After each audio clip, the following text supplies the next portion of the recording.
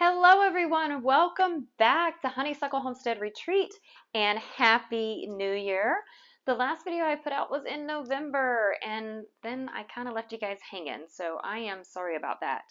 But I do have a couple updates and I wanted to answer a few of your questions from the last video. Hi everybody, my name is Desiree. I live and work in Atlanta, but I have a tiny house in the Appalachian Mountains where I'm slowly starting an off-grid farm. I'm a single girl doing most of the work on my own and learning as I go. So come along with me on my journey and I hope it will entertain and maybe also give someone out there a little inspiration. Welcome to Honeysuckle Homestead Retreat. First off, I want to welcome all the new subscribers. I put out that video about providing lots for tiny homes, and to be honest, I was really overwhelmed by the response. My channel was at about like 750 subscribers when I posted that video, and I honestly was not expecting so much attention on that video. I'm now at over 1,300 subscribers. I think I'm at like 1,350 or something like that, which is a very big first milestone for YouTubers. Like hitting that 1,000 subscriber mark is what so many YouTubers like. They're like, I just want to hit that mark. And then once they get there, they have future milestones and all that. So thank you to all that have recently subscribed and also to all my subscribers who have been with me since the beginning. Thank you for all your likes, all your comments. Even if I haven't been able to respond to all of them yet, it is very much appreciated. So thank you guys. Thank you so much. I really did want to get out another video sooner, but the holidays are the busiest time of the year for me, and I just wasn't able to do it. I'm sorry I didn't get one out before the end of the year, but hey, it's 2024. We have a very exciting year ahead. And also, I did attempt to answer as many comments as possible on the last video, and I apologize if I did not get to yours, but hopefully I will answer your questions here. I definitely was overwhelmed. But I do promise that I have at least read all of the comments. The most common question was, where are you located? Where is this? And the next most common question was, have you checked the regulations in your area? I will get to both of these in this video. But first, I wanted to clarify a few things. I do not know for sure when these lots will be available. A year is a very rough idea, but I am definitely not making any promises. I'm not taking any deposits at this time, and I won't be until the lots are in place. That brings me to the discussion about key money. A few of you have asked if I'm going to ask for key money like Randy does at Incredible Tiny Homes. No. I have the utmost respect and admiration for what Randy is doing at Incredible Tiny Homes. I consider Randy a friend and am very grateful for ITH. I also do not see anything wrong with Randy asking for key money for his lots. I heard that some people have problems with this. For those who do not know what key money is, and to be honest, I didn't know that it had been named that until recently, but key money is basically an upfront payment for a lot in a lump sum, even if you're only renting the lot, and after which you will eventually also pay a monthly payment. Now, I'm not sure how much this has been modified since the beginning, but for his first few communities, in order to raise funds to create the infrastructure, Randy came up with an idea of asking for a lump sum of money up front to reserve the lot that would be equivalent to 2 years' rent. In exchange for this, you got your lot and your first 2 years of rent were already paid. So it's like you got 2 years free rent, sort of. It's just you're just paying ahead of time. So you paid what you would have paid just ahead of time, and that 2 years free rent started after your house was built and put on your lot. Randy had good reasons for not wanting to get a bank loan to fund the infrastructure and it stemmed back from being burned during the crash of '08, which he has talked about numerous times on his channel in regards to Brothers Cove. I thought it was a very creative way of thinking outside the box, getting funding and not taking any extra money from the renters to do so. It seemed to be a win-win for everyone involved, and all those that I've met in the communities are happy to be there and don't seem to have an issue with it. Now, it actually did cross my mind to do it this way as well. I had considered asking for key money. I'm not quite as bold as Randy. And in addition to not wanting a bank loan myself, I don't want the responsibility of taking someone else's money to build my infrastructure. So I'm doing it the longer and perhaps harder way. This is my first time building a community, so I'm being a little extra careful. And even though it is small, I don't know what obstacles I may encounter. And in the event, though I don't plan on this, but in the event that something goes wrong and the community falls through for any reason like these, I don't want it hanging over my head that I borrowed money from future residents. That's just me and my apprehensive personality. I don't like owing anyone anything. If there is an exchange of money, I want to be able to deliver the product or service immediately. So, no, I will not be asking for key money. However, it will probably take a while to get the work done because I am using my own money and I am working overtime to make that money. Keep in mind, it was a little bit different situation for Randy because he was also building the homes. I'm not going to be building any homes. I'm just offering lots. In the case of Incredible Tiny Homes, asking for key money, it kind of all got lumped in together with like the house being built and you getting a lot and everything like that. So it is a little different scenario. Okay, so on to the next topic, septic. I've had a few comments asking about my septic situation. My property has a septic tank installed where I'm putting lots. I was going through my files from when I purchased the property, and it was noted that the septic tank is a 1,500-gallon tank. The previous owner had a family of 7 and had plans to build a house there.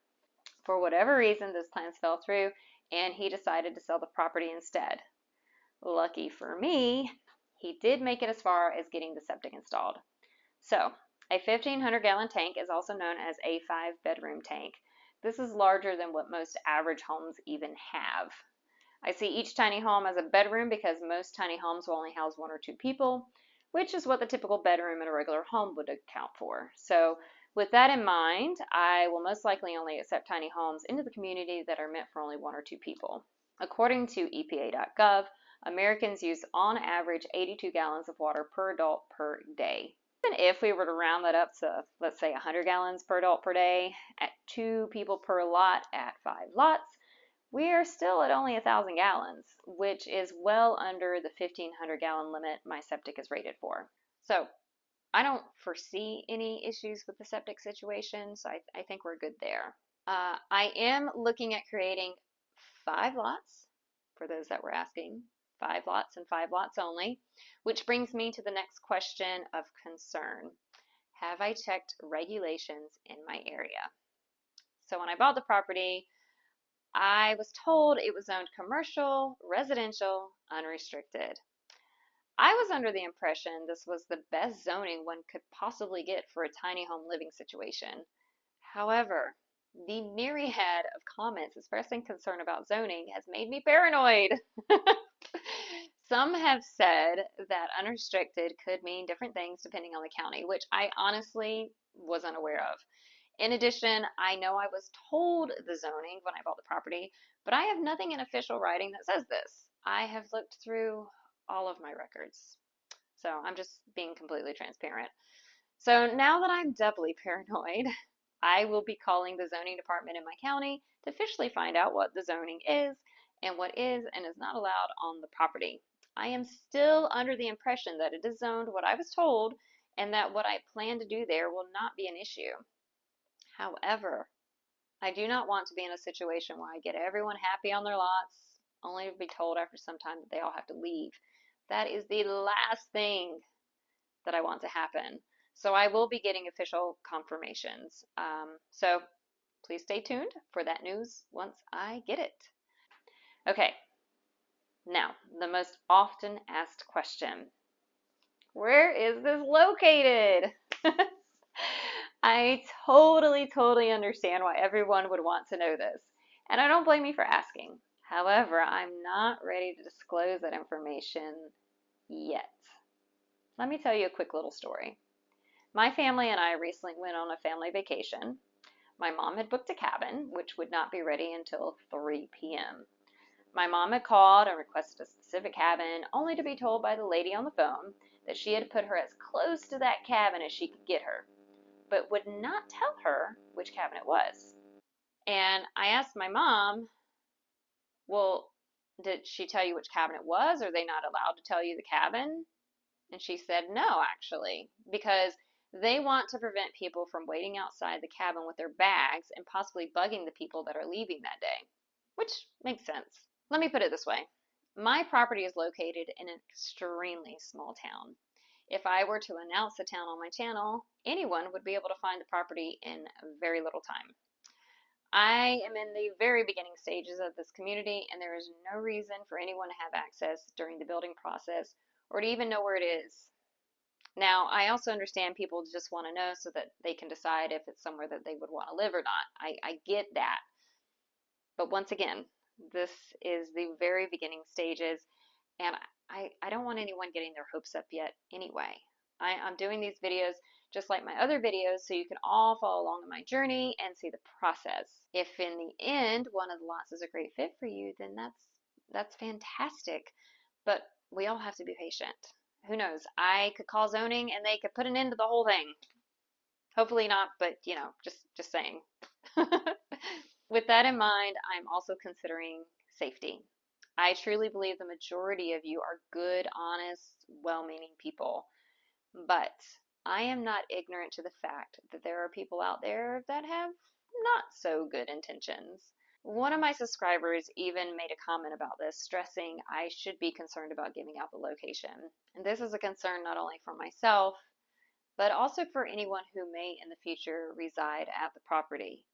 So there's a good chance I will never publicly announce on this channel the location of the property. I would like for anyone that lives in the community to not only feel safe, but also unbothered by curious eyes that may have seen the channel and decided, hey, I know where that is. I'm just going to stop by. Yeah, I'd like to prevent that. Then you're probably asking, well, then how am I going to know where it's at so I can decide if I want to live there or not? Like, I get it. It's a fair question and one I have thought about a lot. So, my plan in the future is to give a very general idea of the location privately to anyone considering a lot. Those that are interested will complete an application, a background check, and possibly a Zoom meeting and or in-person meeting. None of this is written in stone and could change, but it's what I've been currently considering. It's going to be such a small community, and I want everyone to feel safe and feel like they have some privacy. Once someone passes any checks that have been put in place, then the exact location will be given and they can further decide if they want to park their tiny home there or not. There will be no commitment on either side until the lease is signed. So I'm sorry if this comes as a disappointment to some of you that I'm not revealing the location yet or possibly ever on the channel. But I do think it's for the best. As I said before, I wanted to create videos about my journey in this project, and I hope you will still continue to follow along, and when the time comes, we'll apply to rent a lot on the property if you so desire. As I mentioned, once the lots are in place, to all those that are interested, I will give a much better idea of the location without giving the exact location. And then once they pass all the checks, they'll get the exact location. Also, in a future video for everyone, I will go over exactly what is available within 10 minutes of the property as far as food, healthcare, etc. But that's going to do it for this video, though. If this is your first time visiting my channel, please subscribe if you want to follow my journey, and maybe check out one of these videos. And that's it. Thanks for watching, and I will see you next time.